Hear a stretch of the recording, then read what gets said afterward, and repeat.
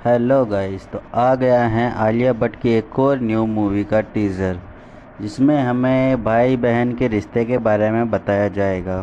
तो गाइस, आलिया भट्ट के भाई इटली में पढ़ाई करना चाहता है, तो उसकी स्कॉलरशिप लगती है और वो जाता है इटली पढ़ाई करने के लिए। तो उसके साथ साथ आलिया भट्ट भी जाती है, ड्रग्स माफिया की गैंग में जाके फंस जाता है।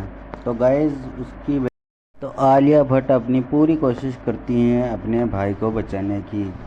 तो हमें इस मूवी में यही देखने को मिलेगा, एक भाई बहन के रिश्ते के बारे में, जो कि काफ़ी अच्छा है, काफ़ी यूनिक भी है। भाई बहन के रिश्ते के बारे में काफ़ी कम मूवीज़ बनी हैं दोस्तों, और इस मूवी में आलिया भट्ट हमारे को लीड रोल में दिखेगी।